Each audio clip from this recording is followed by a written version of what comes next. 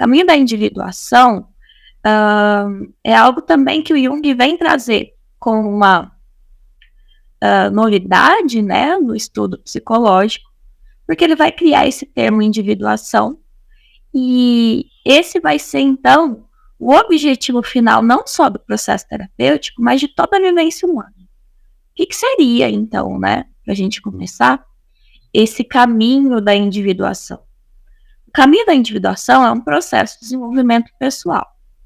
Esse processo, ele é profundo e significativo, no sentido de a gente estar buscando uma vivência que não vá só ser rasa, né? Que vá só levar em consideração os aspectos que a sociedade espera da gente, ou que a família, ou a cultura. A gente vai tentar viver o máximo potencial desse indivíduo. Então, esse caminho de individuação é diferente de um caminho de individualidade. Primeiro ponto que a gente tem que ter muito bem estabelecido é isso: individuação não é individualidade.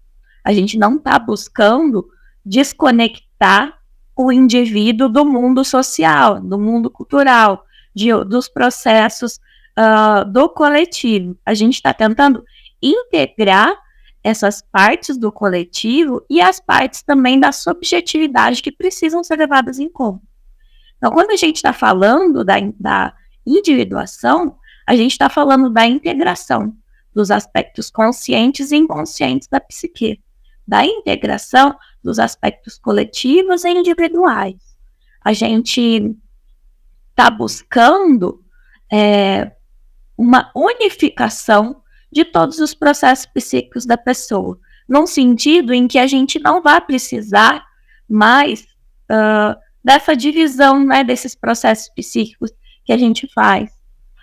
A gente vai conseguir integrar todos esses processos de uma forma em que cada um vai caminhar para o seu processo de individuação e pela satisfação da sua totalidade dentro da sua subjetividade.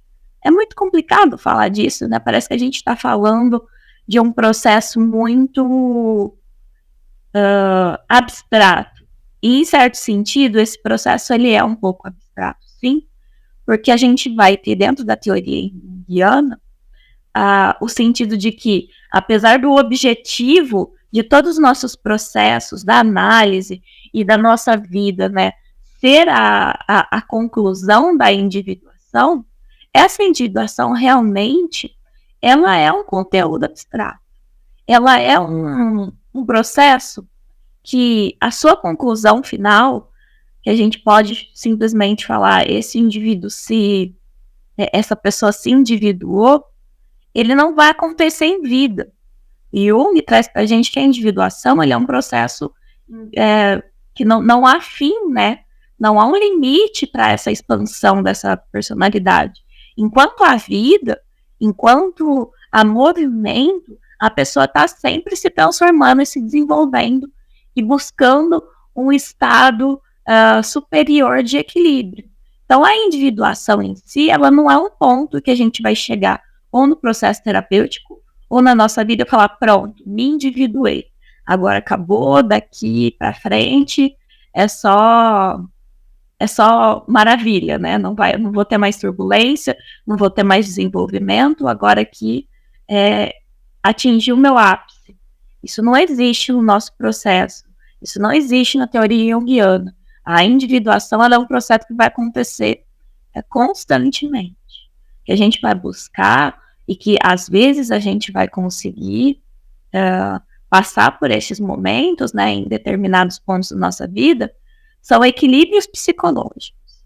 Esses equilíbrios psicológicos são também fruto dessa constante integração dos nossos processos. Isso quer dizer que a gente está buscando uma constância na vida da pessoa? Não. A gente está buscando que ela entenda os processos dela ao ponto de que quando houver uma manifestação mais conflituosa, ela não se desestabilize por inteiro. Ela consiga ter uma força do processo psíquico dela, um desenvolvimento do processo psíquico dela, que faça ela suportar essas mudanças e conseguir lidar com esses momentos de desequilíbrio, porque depois desses momentos de desequilíbrio, vão vir outros momentos de equilíbrio novamente. Então, Jung, ele tem até uma frase que dita pra gente, que especificamente traz pra gente o que seria esse processo de individuação, e é uma frase tão bem conhecida, né, até de quem não está muito familiarizado com a teoria, que é a seguinte frase: a individuação não significa tornar-se perfeito, mas sim tornar-se consciente daquilo que já somos. Então, o processo de individuação nada mais é do que integrar os aspectos fundamentais do nosso processo, que já existem. A gente não está buscando, no processo de individuação, criar uma nova realidade que vai além do que o indivíduo já conhece. A gente está só buscando a integração desses aspectos da personalidade, essas qualidades e esses adjetivos que ele já tem dentro de si. A gente não educa ninguém a ser nada, a gente só ajuda a pessoa a descobrir quem ela já é. Quais são as partes da personalidade dela e do processo dela que às vezes estão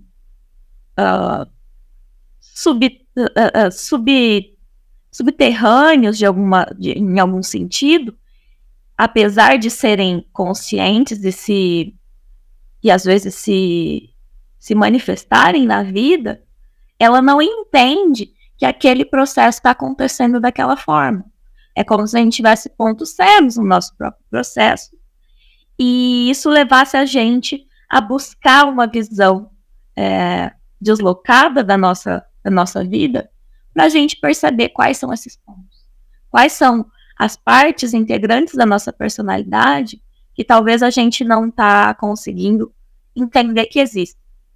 E aí, nesse processo, a gente vai precisar passar por alguns estágios. Não estágios necessariamente, porque a gente não está falando de uma linearidade, mas no sentido de a gente vai ter que lidar com alguns aspectos da nossa personalidade e não tem como fugir. A gente está buscando um caminho de individuação e um caminho de integração, a gente vai ter que passar pelo encontro com esses processos. E são esses processos que a gente vai tentar elucidar aqui hoje um pouco. Um desses processos, e acredito que um dos mais importantes do processo de individuação, é o reconhecimento da sombra.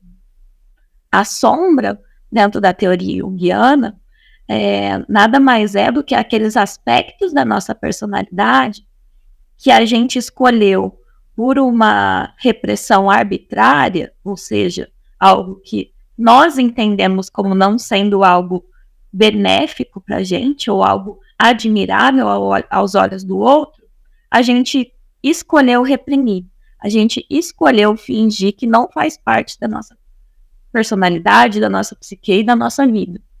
E esses aspectos, eles vão ficar, então, aglomerados, né, de alguma forma, nessa ferramenta psíquica que seria a sombra, que o Jung denominou de sombra.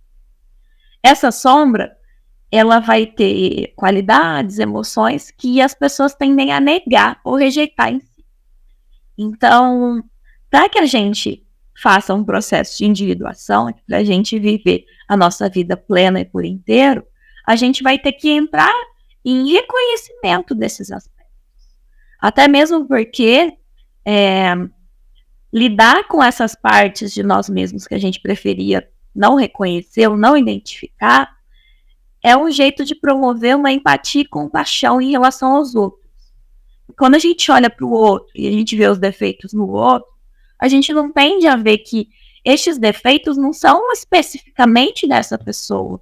Essa pessoa não é o mal encarnado ou tudo de ruim que há no mundo. Estes aspectos que a gente reconhece como negativos nos outros, eles também habitam a gente. E muitas vezes a gente não reconhece porque ele está realmente, foi colocado nesse processo de sombra. E a gente não reconhece, talvez, quando eles se mostram na nossa própria vida. Então, às vezes, a gente consegue reconhecer muito no outro, quando o outro está sendo mesquinho, quando o outro está sendo invejoso, né? Isso são exemplos, né? Quando o outro está sendo ambicioso, mas a gente não consegue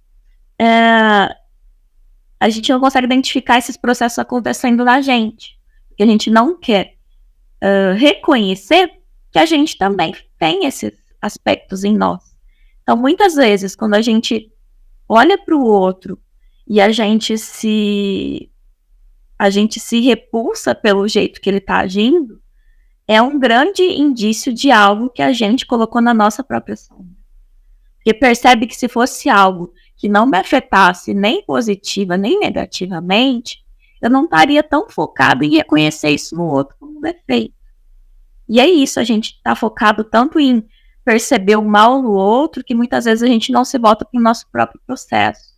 A gente não percebe que o mal, o negativo, o imoral também habita a gente.